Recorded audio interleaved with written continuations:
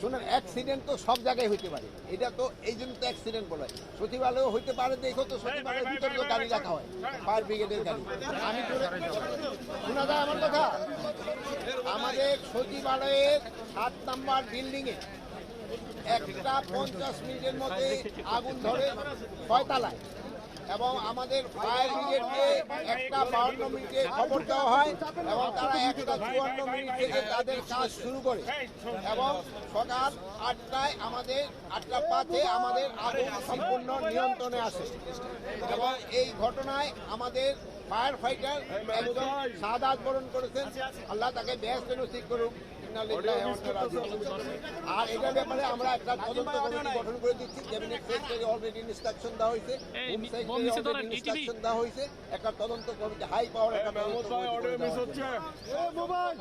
এটা ইনভেস্টিগেশনের আগে আমি তো বলতে পারবো না, ইনভেস্টিগেশনের পরে আপনাদের আমরা জানাবো।